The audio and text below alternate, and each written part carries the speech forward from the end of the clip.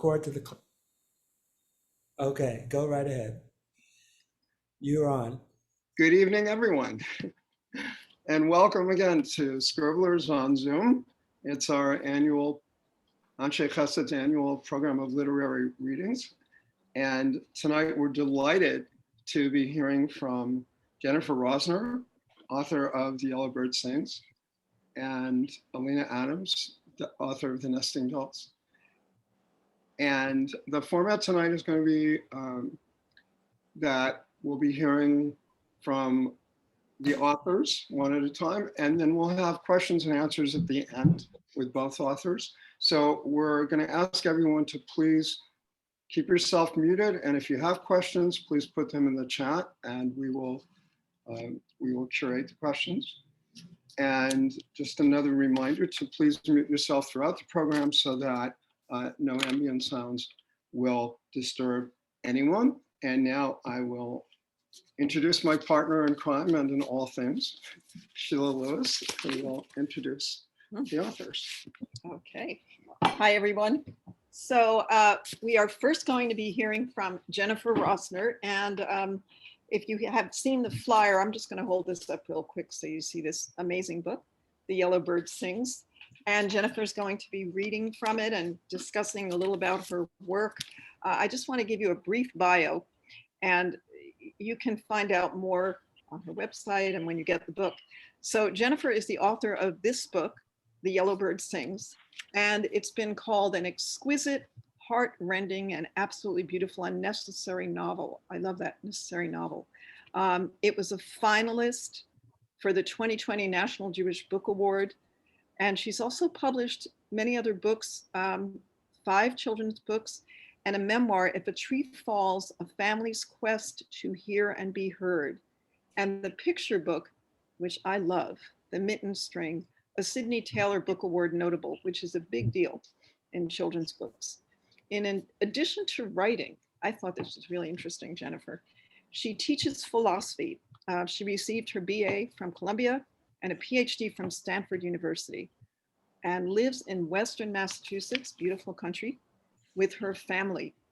So I could say lots more, but I just want to say a couple of quick things about the book. It's basically a mother and daughter in hiding during the Holocaust, and there's a lot of tension, a lot of drama, a lot of beautiful, beautiful writing. I don't want to say more about it because I think Jennifer can do that, and she will be reading and discussing her work. So take it away, Jennifer. Thank you so much. Thanks, Sheila and Sheldon and Anshe Chesed and the Scribblers. And I'm just very excited to be here to share my novel with you. And also I'm delighted to be sharing the Zoom screen with Alina Adams. So that's very awesome. So as Sheila mentioned, The Yellow Bird Sings is a novel about a mother and her 5-year-old daughter who are hiding in a farmer's barn in Poland during World War II. And the daughter, Shira, is very musical. She feels music pulsing inside her. She taps on her mother's leg and she wants to hum, but in this barn, she has to be completely silent. She conjures a bird who sings out the music she hears in her head and in other ways enacts a childhood she can't have. And her mother, in an effort to pass the minutes and hours and days, whispers a story about a brave little girl and her bird who avert threats and find safety. But meanwhile, just outside the barn, there are very real threats. The farmer's children are trying to get into the barn. There are neighbors who would denounce a Jew for a bag of sugar. And there are soldiers walking along the road day and night on their way to the tavern. And as the dangers mount over the course of months, this mother is forced to make an impossible choice to find a new hiding place together with her child, or else to find a safe haven for her daughter apart. And that's kind of the premise. So I'm going to read a little bit. I'm going to talk about what inspired me to write this novel and the research I did. And then I'm going to read another short section.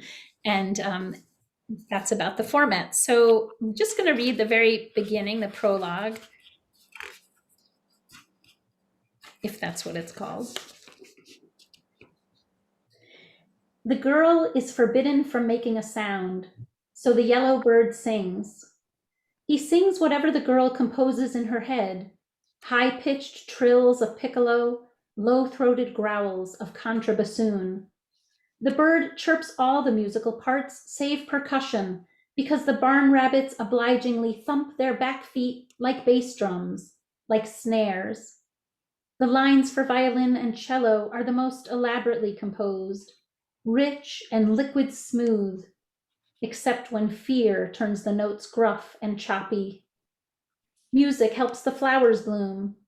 When the daisies grow abundant, the bird weaves a garland for the girl to wear on her head like a princess, though no one can see. She must hide from everyone in the village, soldiers, the farmhouse boys, the neighbors too. The lady with squinty eyes and blocky shoes just dragged a boy down the street and returned smug and straight-backed, cradling a sack of sugar like a baby. When giants trot past, the bird holes up in a knot in the rafter, silent and still. Tending the garden must wait. The girl, music trapped inside, buries herself under hay.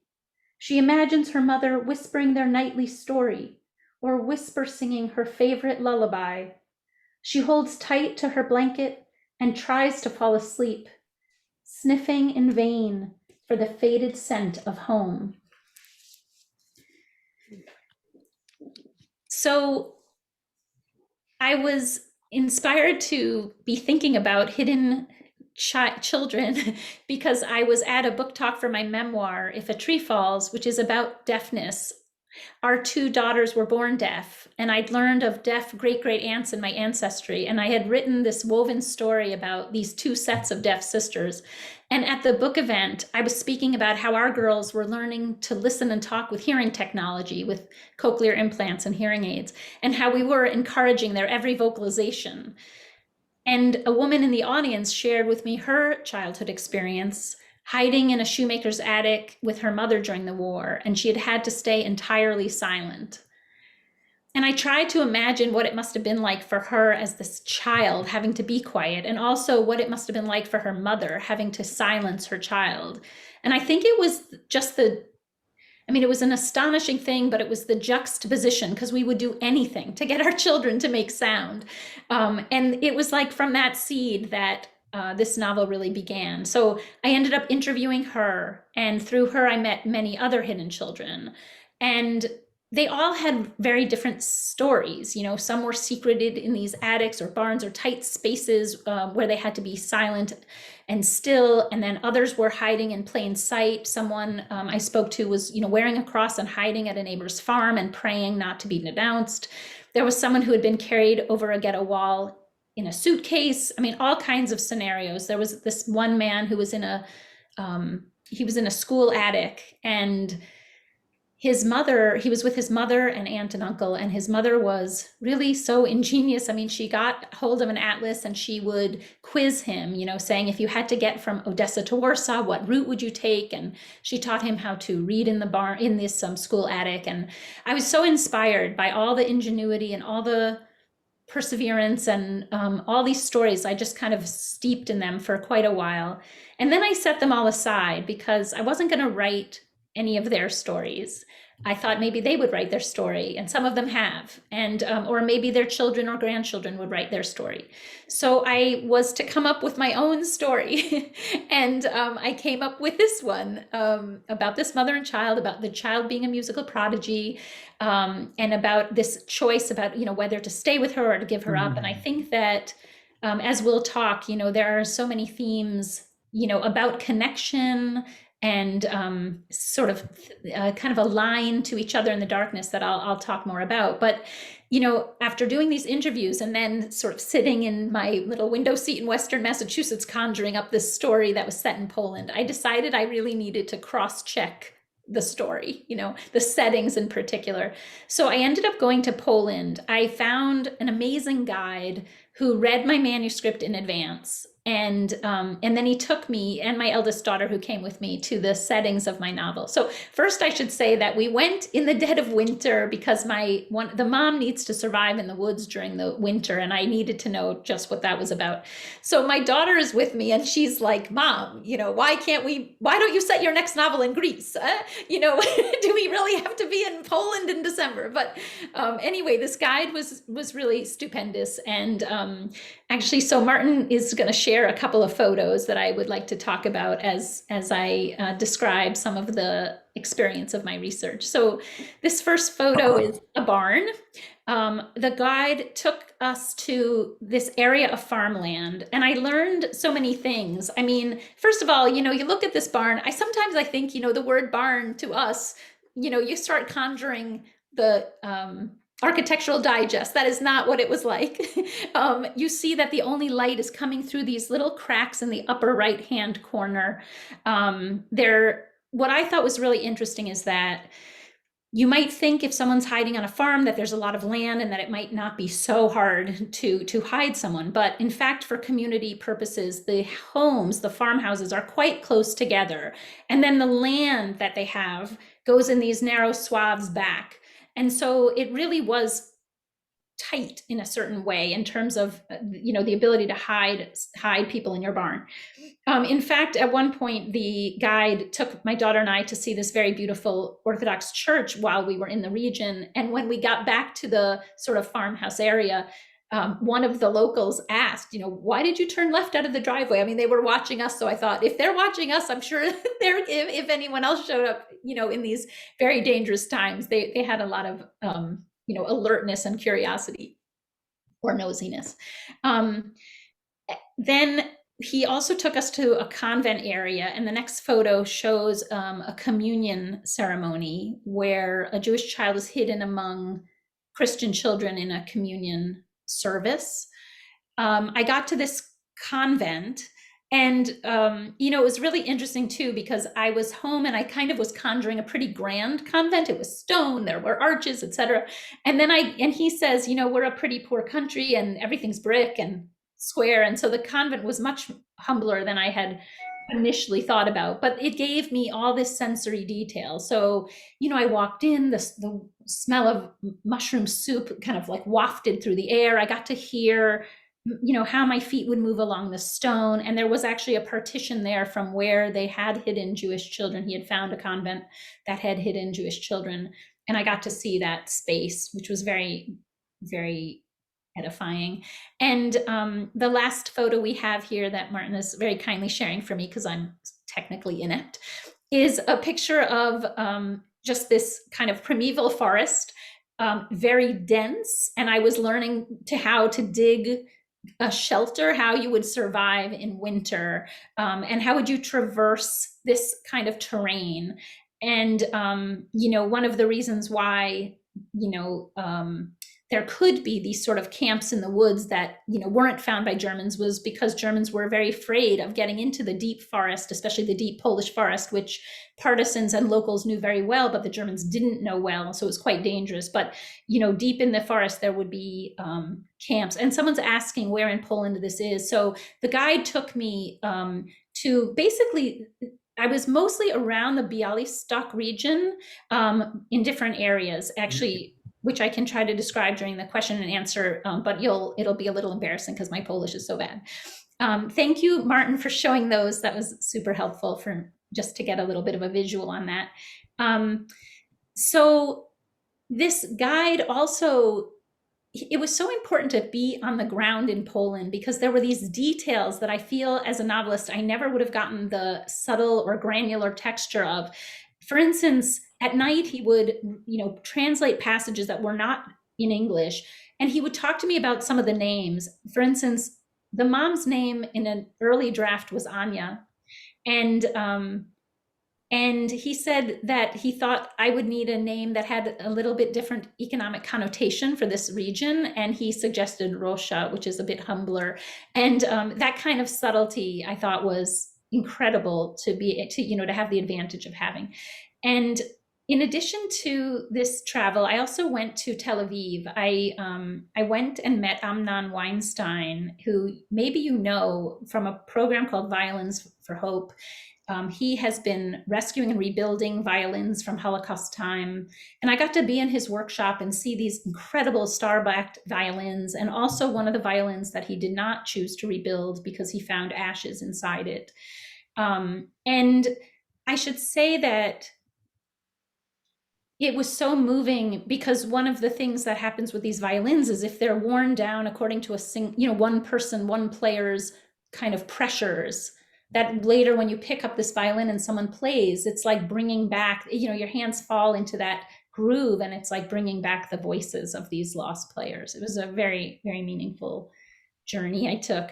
So in addition to these travels, I was consulting, with Holocaust experts and nuns, etc. But I also worked with, a mushroom forager and a forest tracker to figure out how my character could like move without leaving a trace. And you realize that, if you step on a blade of grass and it bends, then and the sun reflects, that there's been a step there, or, all these kind of things that are a giveaway if you're looking, So, and how would someone try to move through the woods without leaving such traces? But most importantly, I worked with a masterclass violinist, because Shira is this prodigy, and having to figure out sort of how would she learn, what would she practice, what order of these pieces would she play, etc. He was very gracious and read the manuscript a few times to help me understand how she would develop, and to actually make sure she would develop in a reasonable way for a prodigy. So that's just a little bit about the research. And then I thought I would just say something really quick about two themes in the novel, and then just read one more passage.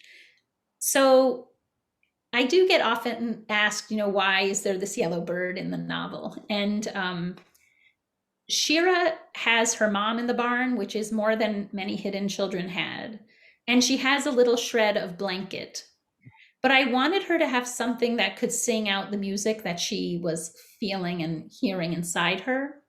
And I had heard of a child who in a trauma had cupped her hands. And I think that kids might want to be in control or take care of something else when they feel that they're out of control. And also my daughters had imaginary friends and they really believed in them. And so, sometimes in this novel, especially at the beginning, there might be a question of, is it a real bird that like flew into the barn, or is it this imaginary bird? And it's a little bit ambiguous. And that was on purpose, because for the child, I think an imaginary friend feels very real.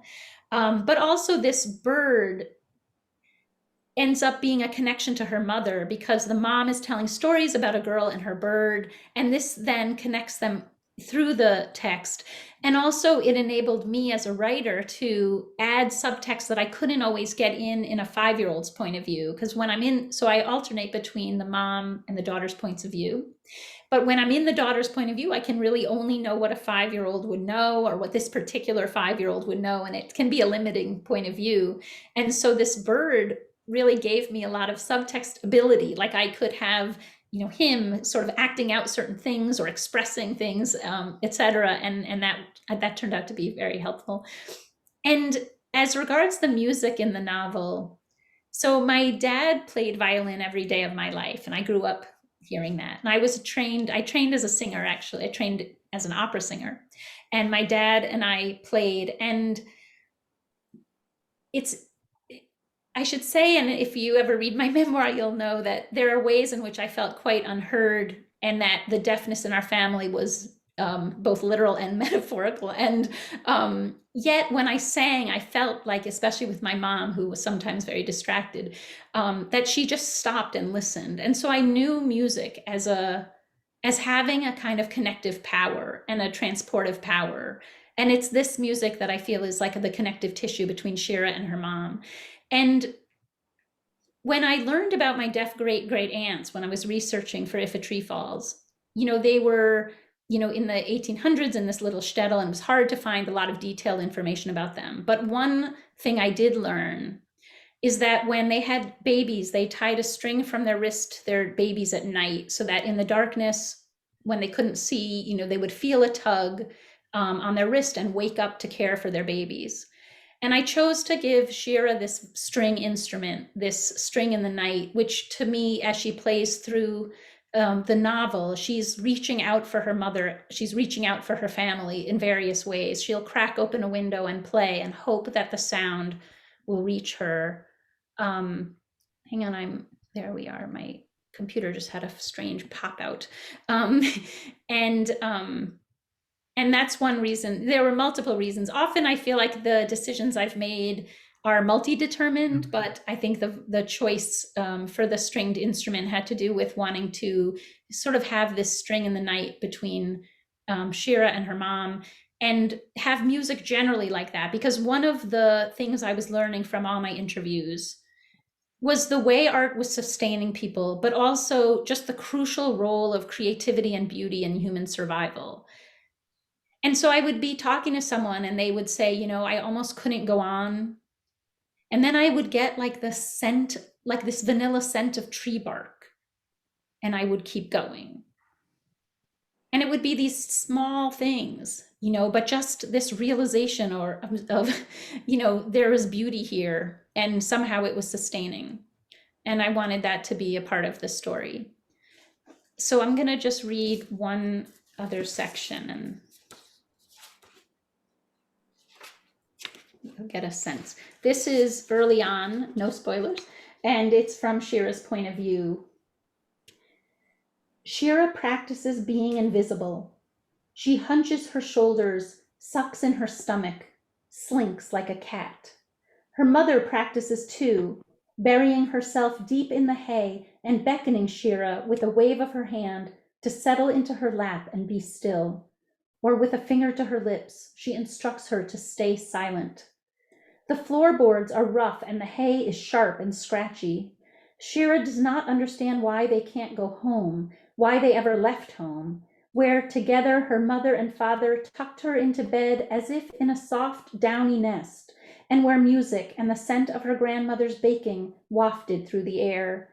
There, Shira could patter down the hall and join the company, watching as they unclasped the cases of their instruments.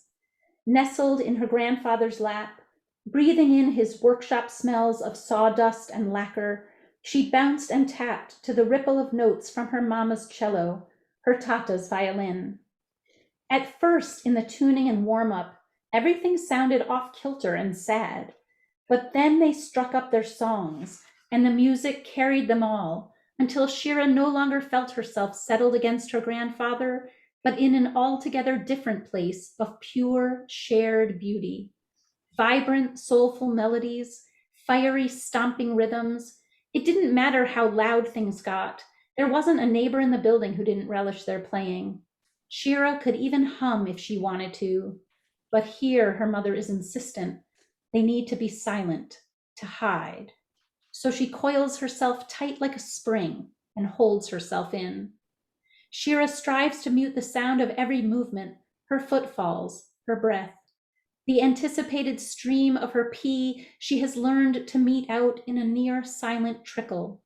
And she knows to cover over and so erase any sign of her existence, a series of vanishing moments before she retreats beneath piles of hay. Yet even as Shira wills herself to silence, her body defies her with a sudden sneeze, an involuntary swallow, the loud crack of her hip from being still too long. A calf muscle cramps, an itch needs a scratch, her bowels press. The most carefully planned movement causes the hay to rustle or a floorboard to whine. Shira looks over at her mother apologetically. Worried, her mother stares back. Shira settles into the hay and tries again to be still until notes, snippets of song, and soon whole passages take shape and pulse through her, quiet at first, then building in intensity and growing louder. A story told with strings and woodwinds, a glacial night, a flickering fire, sounds like black water beneath bright ice, basses and timpani and a violin's yearnings, and finally a crescendo, the frozen earth cracking. Her mother waves an arm, her forehead furrowed. Shira realizes she is tapping again. Thank you so much for having me. Oh. Mm. Thank you, Jennifer. That was wonderful. I love that you actually went and found the places you were writing about. People think people just make stuff up in a novel, but your history was so accurate on every level, emotionally, and just the grit and the expressions you used and the musicality. We'll talk more about that at the end. I know lots of people have sent in questions already. So thank you so much. And interestingly, although it's set in a very different place, we have children hiding also in the book that we're about to, in the reading we're about to hear from Alina. And Alina Adams, who's also known as the sister of Martin Sivaranovsky, whose name I'm probably misspelling or mispronouncing, who's our wonderful office manager at Anshe Chesed. And he's the one who reminded us about this book, which is called The Nesting Doll. And you'll all see this. And I think you're going to have, in a moment, you'll have Alina Adams spotlighted by Martin. I think you can do that. Yes. Okay, I'm going to give you a little brief bio. Actually, Alina's bio is extraordinary. Like Jennifer, she's a multifaceted author. She's a New York Times bestselling author of romance and mystery. She's also been a leader in the soap opera writing field and a pioneer in online storytelling, something called continuous soap opera, something I would like to find out more about. Some of the books she's written, and then we'll talk about specifically about nesting dolls, include Oakdale Confidential, Jonathan's Story, Murder on Ice, Axle of Evil, Death Drop, Skate Crime. She has an interest in skating, and I know has written a series of children's books about the skating world. So very multifaceted writer, has written for business and, but let's not divert into that too much. We are going to now,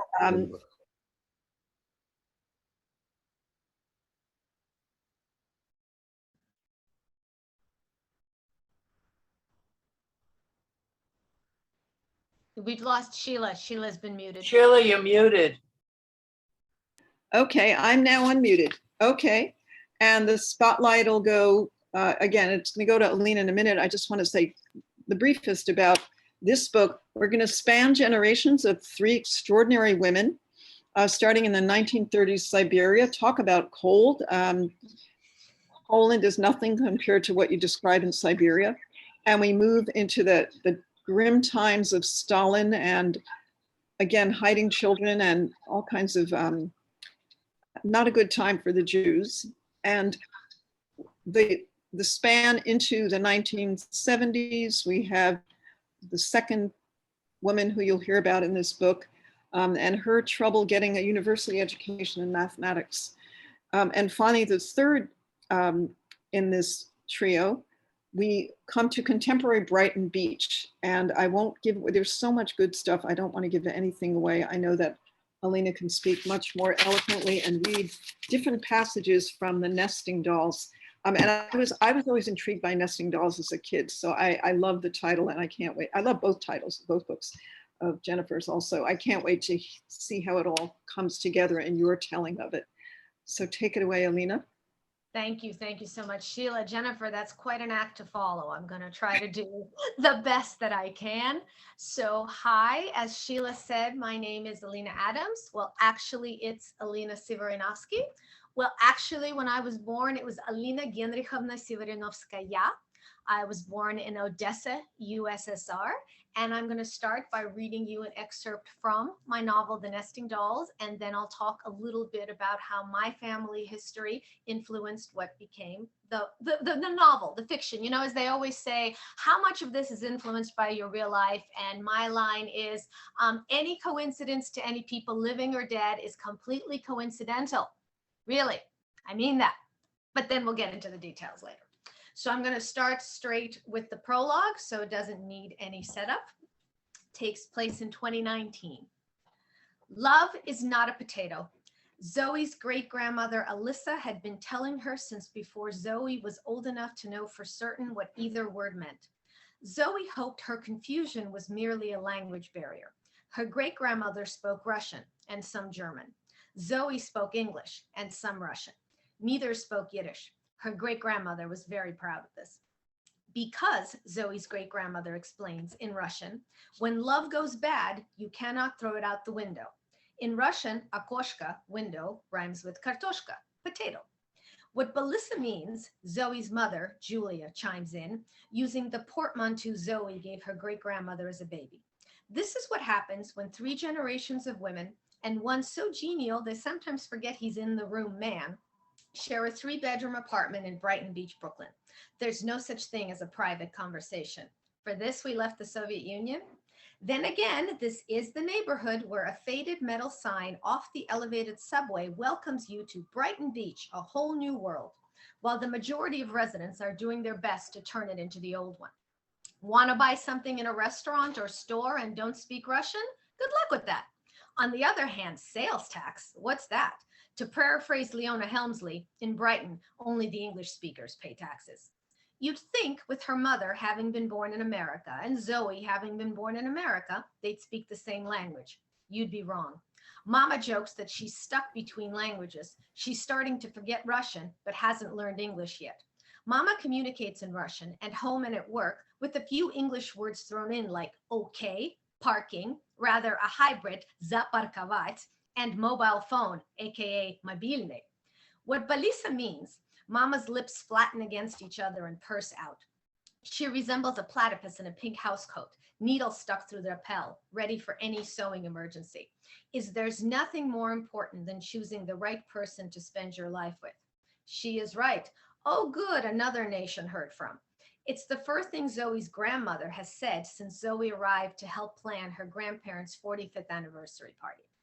Baba Natasha is in a snit, shuffling from living room to kitchen, silently sliding a stack of cherry pirozhki the size of an open hand onto the lacquered coffee table, alongside marmalades of many colors that look like orange slices with sugar shells. Snits should never prevent eating. Zoe asked Mama, when they began planning the big day weeks ago, why Baba is so against a party in her honor. She's usually all about being venerated. It doesn't take much to get her talking about the academic gold medal she almost earned in school if a vengeful instructor hadn't decided to teach Baba a lesson. There was also anti-Semitism involved. In Baba's stories, anti-Semitism is always involved. She is equally as happy to boast about how she circumvented the American tax system, using their own rules against them. So easy, why does everybody not to do this? Problems begin when Baba feels the family isn't gushing over her enough. At Zoe's NYU graduation, Baba made a point of telling everyone she wasn't some ignorant immigrant grandmother, but I hold the degree in mathematics also. And God help anyone who forgets to call, email, or send flowers on March 8th, International Women's Day, and then again on American Mother's Day. I deserve both, Baba says.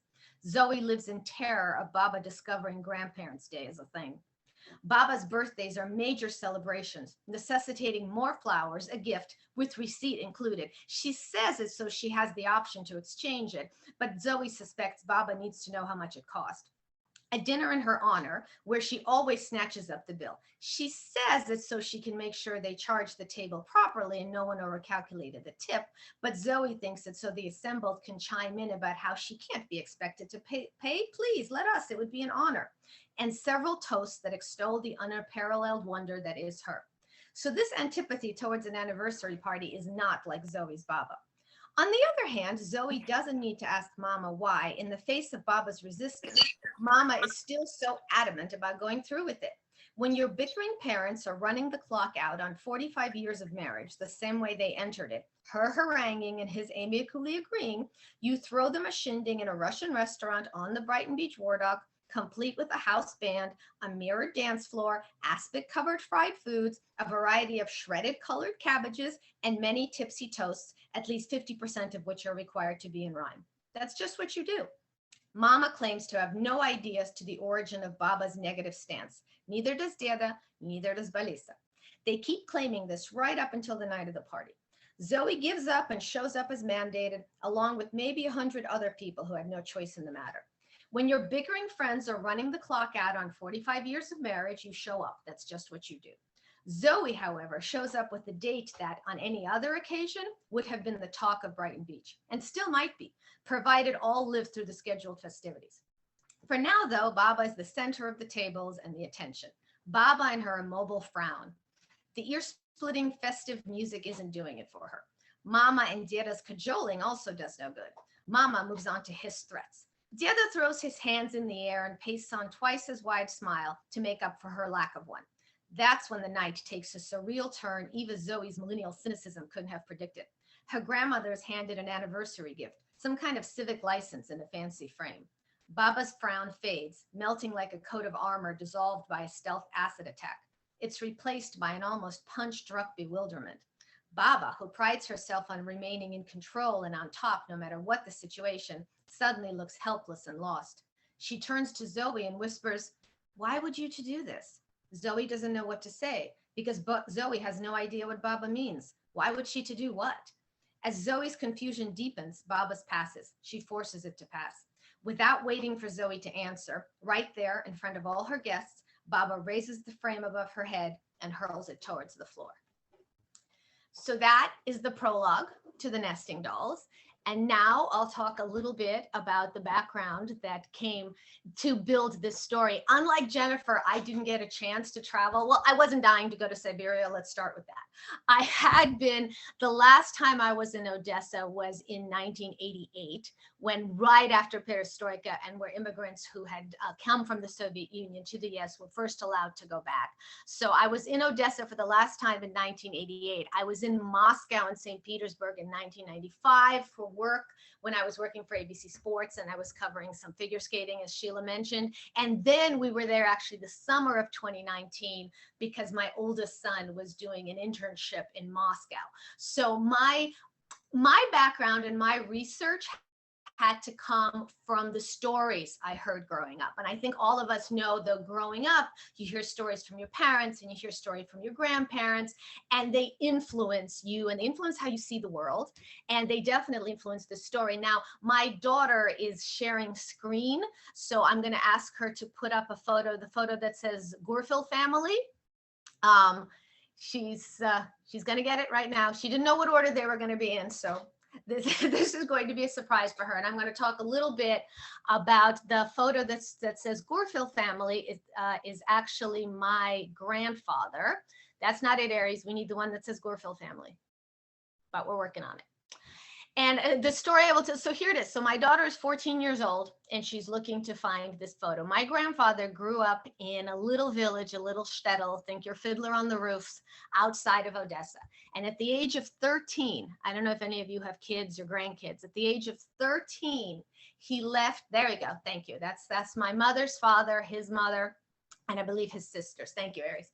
And 13 years old, he moved to Odessa by himself, lived in a boarding house, worked in a factory, and went to school. And his father, who actually didn't speak Russian, his father, he grew up only speaking Yiddish. His father, and this is an incident that's repeated in the Nesting Dolls, wrote a letter to Stalin, to Comrade Stalin in Yiddish, thanking him for the fact that his son, who was this Jewish boy from a small village, had the chance to get an education. So that was the kind of thing, you know, Jennifer talked about being on the ground. I really liked what you said about details and about how there's details that you can really only get, I think, for people who lived in the moment. Because one of the things is, I mean, I don't know if any of you have 17-year-old children who know everything. I have a 17-year-old son who knows everything. And one of the arguments that we often have is that he says, I can look up anything. I don't need to memorize anything. I can look up anything. And he's right. The fact is, in his pocket, he has a phone that has more computing power than the computers that sent the first man to the moon. But here's the thing, Aries, you can take down the photo. Thank you. But here's the thing. You can't look something up if you don't know it exists. Nobody's spontaneously going to look up the War of 1812. They're not looking up War of 1810, War of 1811. Oh, look, there was a War of 1812. So one of the things that I like to talk about is that you really need to know things, and anyone can look up a fact. Anyone can look up what year did the Nazis invade Odessa to start, World War II. Anyone can look up when did Nikita Khrushchev make his speech denouncing Stalin at the 20th Party Congress. What I was interested about, and I love what Jennifer said about it, is the things that bring characters to life, the things that bring incidents to life are those little details that you're not going to get in a history book, that you're going to get either through someone who lived through it or through primary sources. So as I mentioned, that letter that my great-grandfather sent to Stalin in Yiddish, thanking him for the fact that his son could get an education, that's not something you're going to find in a history book. Also, Aries, if you could put up the photo that says 3 generations. On the other hand, my grandmother, my mother's mother, grew up in Odessa. So she thought that she was very cosmopolitan. She thought, thank you, that's her with her mother, and my aunt is the baby. So she was actually proud of the fact that even though she spoke Yiddish, that her children didn't. And that's a detail that you saw that made it into the prologue that I read about the different attitudes that people had. So thank you, Aries. You can take that photo down. Please put up the one that says Stalin's photo. And then this next photo that's going up is actually going to be about, once it comes up, I'll be able to describe it, but that's my mother.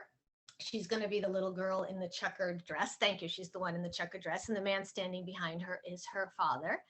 And when she first showed me this photo, all I asked her was, when was this? And she said to me, oh, that was the first May Day, which is the 1st of May after Stalin's death. Now, if you can read records of Stalin's death, how people were sobbing hysterically in the street, how there was actually, when he laid in state, so many people came to see him that people were crushed in the throng, that Soviet soldiers actually started shooting at the crowd. You can read all that because that's all that's documented. But my mother, she said to me, she said, you know what I remember? She said, is a few days before the information was made public when Khrushchev denounced Stalin, is that my father came home from a Communist Party meeting. And I remember him and my mother sitting in the kitchen and him saying to her, this is about to be announced. Now, when Stalin had first died, my grandmother had kept the newspapers with his photos because she didn't want to throw them away, because then it would seem like she was defacing pictures of Stalin. But then when she found out that Stalin was about to be denounced, then she quickly threw them all away because she didn't want people to think that she was keeping pictures of Stalin and she was a supporter of Stalin. So those are the kind of details that I think that you can only get from talking to people who were either there, or in my case, from being the little kid who kind of eavesdropped at the edges of tables and listened to the adults talking. So the nesting dolls actually takes place in 3 time periods. The first one is during the 1930s. Thank you, Aries. You can take the photos down. During the 1930s, which is Stalin's Great Terror, when you have people being arrested for any reason, no reason, when you leads into the doctor's plot, when you had Jewish doctors arrested and all of that. The second section takes place in the 1970s, which was more my parents' generation. So for them, I would be asking them questions about, if you're standing on such and such street. So because I couldn't go for myself to look what it looked like in the 1970s, my parents would literally wake up in the morning and they'd have emails from me because I would have been thinking, and at 5 a.m. I'd send an email. So if you're standing on such and such street and you're looking to the left, what do you see? What does the back of the Odessa Opera Theater look like? Or what does this street look like? And I also got details from them, like, I'll just tell you a quick little story. Basically, according to my mother, I didn't eat or sleep for the first 3 years of my life. I was a delight. And my mother kept trying to tell doctors that she thought I was allergic to their milk, to her milk. And the doctor said, no, that's impossible. A baby can't be allergic to a mother's milk. Just keep feeding her and she'll be fine. Finally, after 3 months of me not eating or sleeping, she got a doctor to believe her at least a little bit. And the doctor wrote her a prescription for yogurt. Let's all take a moment and think about it for a second. He wrote her a prescription for yogurt. Did she go to the supermarket and she go, should I get fruit on the bottom? Should I get Greek? Should I get Chobani? What should I get? No, she needed a prescription for yogurt. And those are the kind of details that, again, I like to put in the book because they set the time and they set the place. I asked my parents what it was like to take an exam to get into a university in Odessa. because at that time they had quotas for Jews. And so they even had the famous Jewish problems, which were math and science problems that were unsolvable, that were specifically given to Jewish students to keep them out of universities. The story that happens to one of the characters in that he's told he can't be a doctor because he wears glasses, and the doctor who's telling him this wears glasses, is a story that happened to my father. So it was all of those little details that helped set the scene for the section in the 1970s, which was about the Refusnik movement. I don't know if people, I suspect many people remember what it was like in the 1970s, the Free Soviet Jewish movement and Natan Sharansky and all of that. So that's the period. And for the present day period, which is Brighton Beach, Brooklyn, that one I could do. That one I could go to the beach, I could go to Coney Island, I could definitely walk around. I realized it wasn't a barn in Poland, so it doesn't sound as great, but that I was able to do. And it's interesting, Sheila, what you talked about as being interested in nesting dolls is I want to talk a little bit about the cover of the book and how it came around, and the title too, because my initial title for the book was called Love is Not a Potato, which is the first line of the book, which comes from a Russian expression I'd heard all my life. To be honest, all my life, I thought that was it. I thought it was love is not a potato. I don't remember how old I was when I found out there was a second line, which is love is not a potato. If it goes bad, you can't throw it out the window. I just thought it was a statement of fact. Love is not a potato. So that was the first line. But my agent thought it sounded too much like a children's book. So then when I was writing most of it, it was called Mother Tongue. And that's because one of the big themes in the book is really communication. We're talking about multiple generations, the latest generation, which is American born, and then the other generations that grew up in the Soviet Union. And one of the most fascinating things that I found about dealing with people who grew up in the Soviet Union is that this concept that what you think and what you say should be connected is really kind of bizarre. I mean, in America, we're always hearing, be your authentic self, be generous, be genuine, be genuine, be yourself. Okay, but if you live in a society where anything you say can and will be used against you, whether you say it or not, somebody could just accuse you of saying something and you'd end up in Siberia anyway. But where it was so important that you say the proper thing, the right thing, whatever is acceptable politically at the moment, you develop a mindset where you see no connection between what you say and what you think. So you have these generations of Soviet-born grandparents and parents and American-born children, and they can't really communicate because their idea of communication is completely different things. So the concept of mother tongue, because yes, it's your first language, but it's also the language that you learn from your parents. So that was the theme, and I was rather proud of myself. And then the editor said, no, it sounds too much like a nonfiction book. So let's come up with another title. So we went back and forth because they wanted something that spoke of Russia and homeland and family, and we came up with some really terrible titles. So when I couldn't come up with anything, I went to that arbiter of all things, Facebook. And I asked my friends on Facebook, so here's the story, what do you think? And it was a friend who said the nesting dolls. And as soon as she said, it's like, that's it. That's perfect, because that explains it perfectly. What are nesting dolls? There's something inside of inside of inside. And what are we?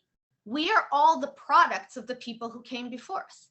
Everyone who came before us lives inside of us. And then the illustrator came up with this phenomenal concept where here on the inside, you have obviously the Siberian portion.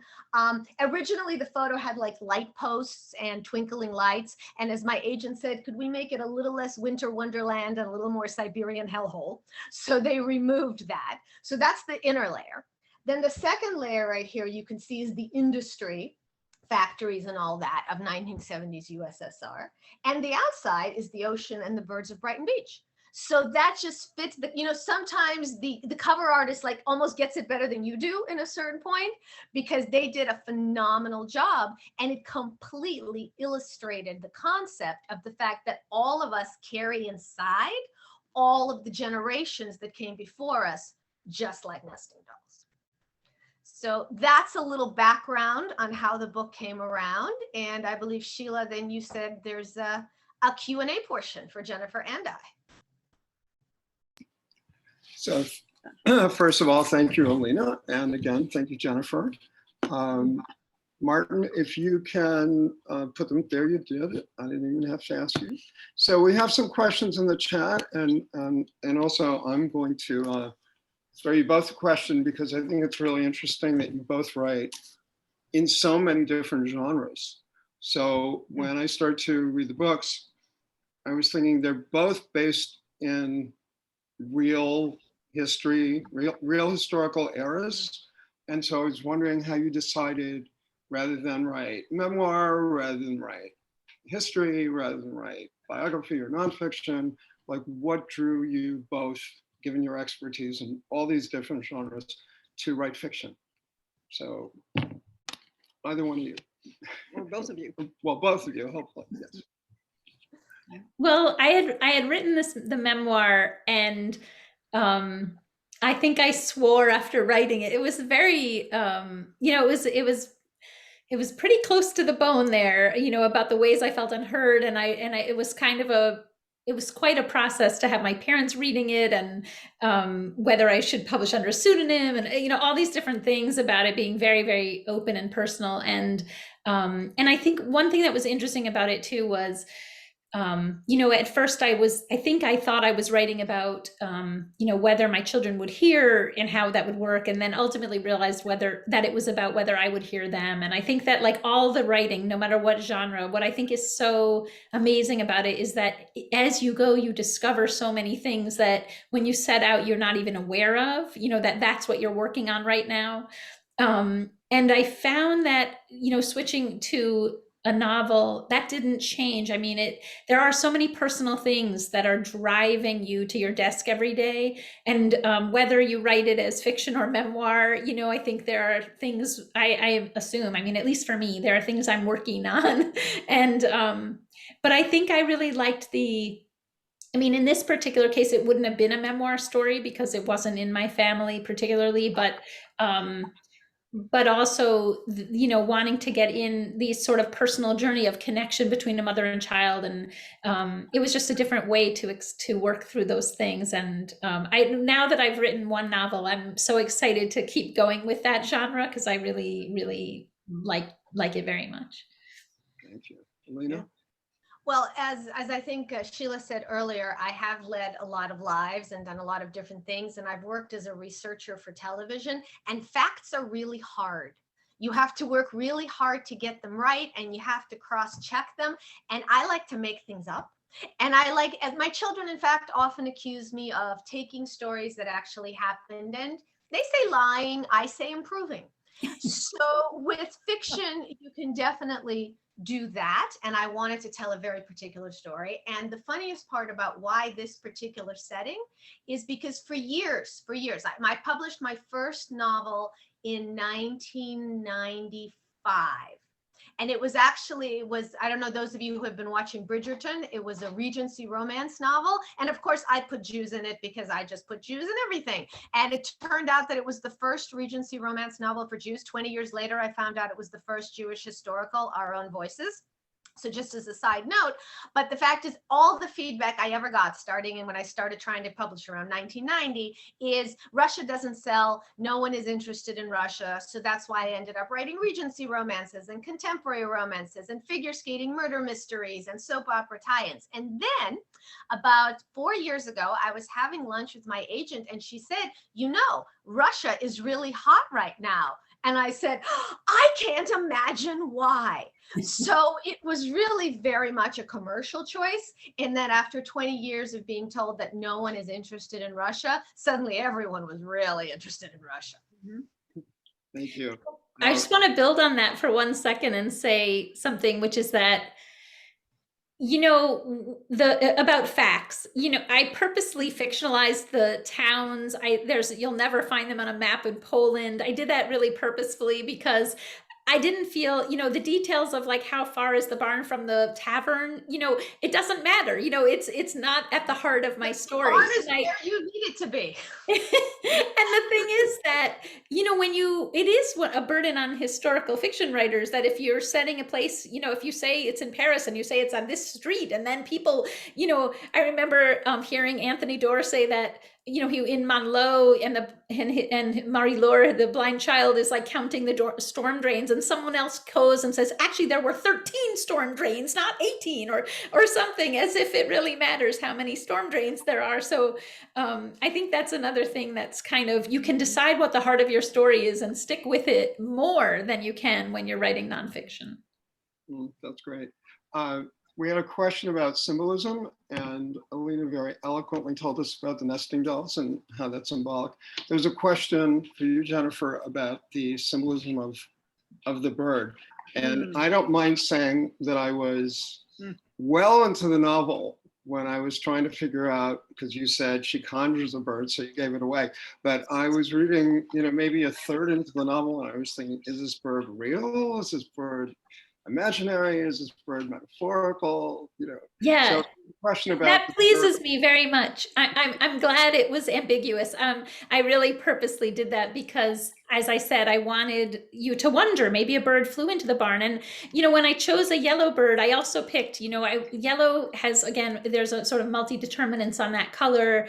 There was the yellow star, there were stars in the sky. It could mean friendship. It can mean a lot of things, like if you send yellow roses versus red, etc. So I think there are many sort of associative pathways that yellow can bring you to. But if I had said it was a purple bird, you would have known immediately that it was a fiction. And and then I thought a brown bird, I mean, that's not that much of a special thing. So, it was those kinds of decisions. But yeah, I mean, I did think of this bird as sort of also a hopeful element, or as something something that was possibly going to be able to, it flies, it can soar, it can get out of that barn, it can, connect the child to the mom if the child sends the bird off to try to get, say something to the mom, etc. So those symbols were part of the, part of that bird there. Yeah. So I love that both of you chose the route of imagination, although even though historic fiction, everything is so authentic in both of your novels. And someone did ask about, how much did you, and you did with the tour guide, rely on research from the libraries? And you can answer that one way or the other. But the thought I had, and maybe something you can address, is at what point, I assume that you were both gestating these novels for a long time. So I would find it interesting to find out how much time did you spend researching, interviewing all your relatives, blah, blah, blah, all that. And then at what point do you have to sit down and write it and make it fly as a work of your imagination? So you can both answer.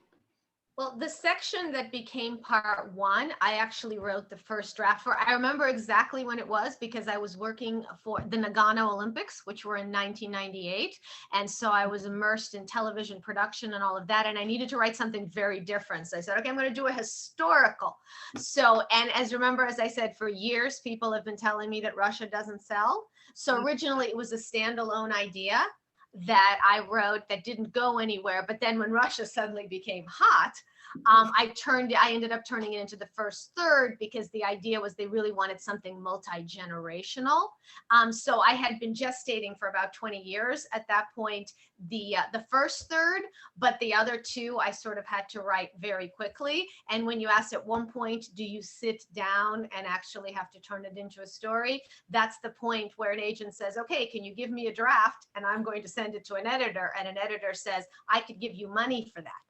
And then you sit down and suddenly the ideas just have to come whether you like it or not. My whole thing is sit down, write one sentence, then see where that sentence goes. Even if it's something as simple, the door was closed. Well, why was the door closed? The door was closed because somebody locked it. Why did she lock it? She locked it because there are days when I sit down and the only thought I have is one sentence. And then I just keep going from there and from there and from there. And hopefully before you know it, suddenly there's 100,000 words. They're bad.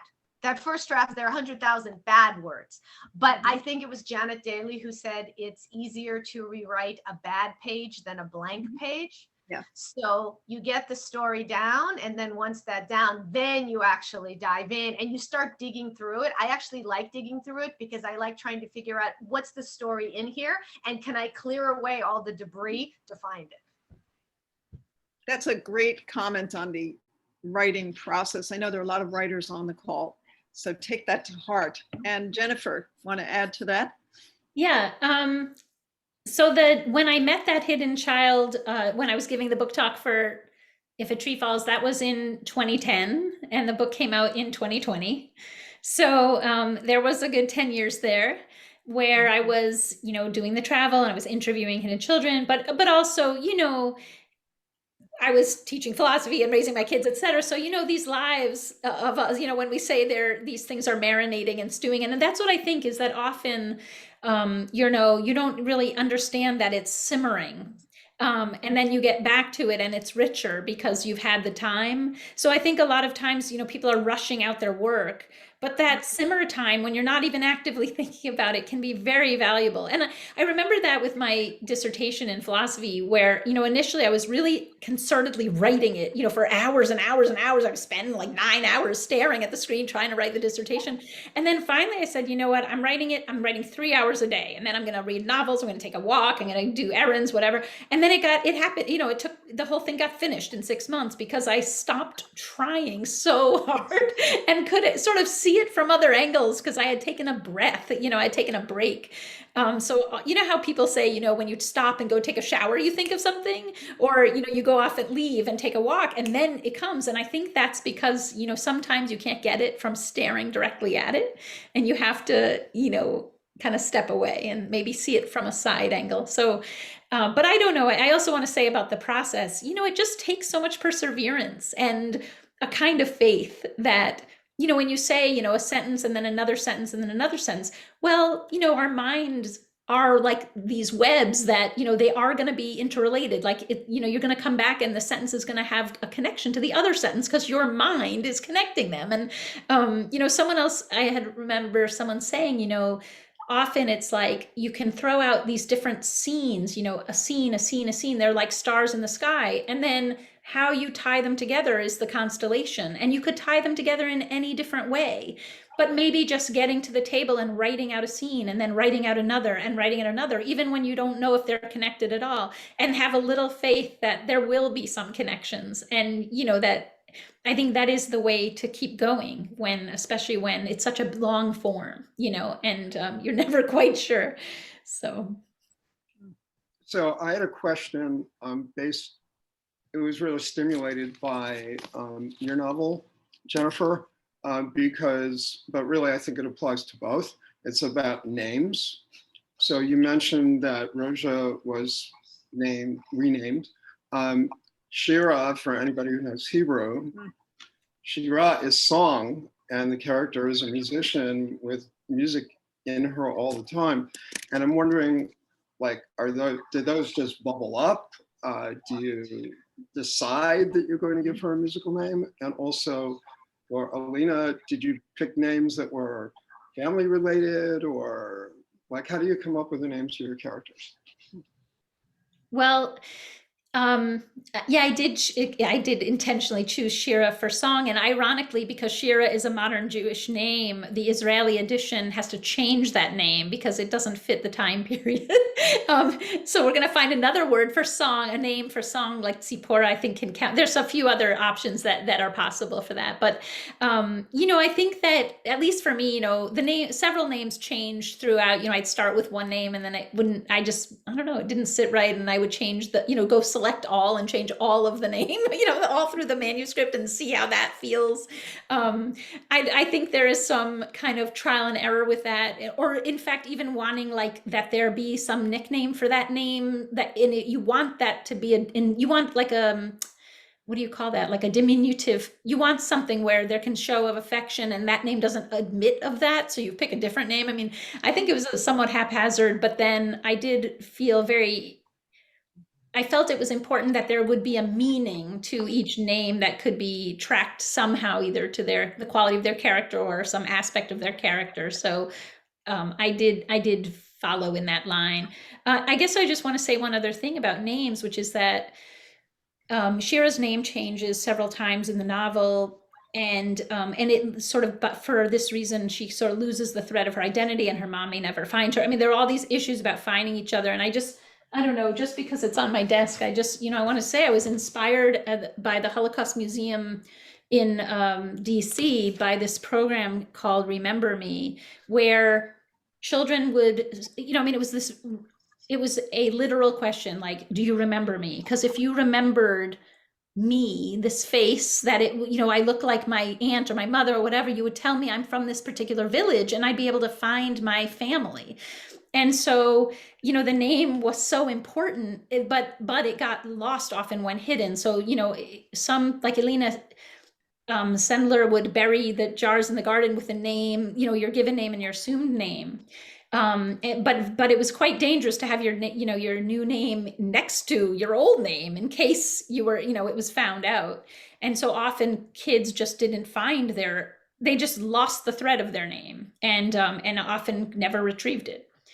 So I thought that was really interesting about identity and self, and also, like, I don't know, looping back to find your family after the war. I'm a huge any word on for you? Sorry. Sure, that I'm a huge name buff. I have 3 kids. I would have more kids just because naming things is fun. But the main thing that I wanted was in the 3 sections is in the first section, the character of Daria. Daria is a very ethnic Russian name. A Jewish girl would not be named Daria. She would have been born in 1918 or so, 1930s. A Jewish girl would be named Dvora. But a Jewish girl with a very ambitious mother, a mother who wanted her to fit in, a mother who wanted her to be known as a Soviet, not as a Jewish girl, would change Dvora's name to Daria in order to make her life easier. And in the modern day section, it goes the other way. The girl is named Zoya by her parents, which is a Russian name, but she doesn't want to be Russian. She wants to be Americanized. She wants a fun American name. So she herself changes her name to Zoe because that's a name that makes it easier for her to go through life. And then in the middle section, I just couldn't resist. I had 2 characters, one named Natasha, one named Boris, simply because I've known many people, couples named Natasha and Boris, and the question is always, why aren't you chasing moose and squirrel? So I wanted to write about the experience of coming to America with names that you think are perfectly ordinary, but apparently in America, they mean something else. So thank you both so much for all of your words, written and spoken. And thank you all for being here. Thank you, Marty Green, for helping us with the tech tonight. Thank you, Josh Hamp, for helping us set all this up. We want to invite everyone to join us next Monday night. Our authors will be Lynn Sharon Schwartz, whose recent book is Truth Telling, Stories, Fables, and Glimpses, and Marlena Maduro-Groff, who's the author of the memoir At the Narrow Waist of the World. And we hope everyone has a beautiful evening. Thank you so much for being and with us. go out and get those books. Thank you, Yeah, everyone. we just want to make sure you go out and get those books. You can order them or get them at your local bookstore any way that you buy your books. There are links. If you click on the covers or just Google them, you'll find ways.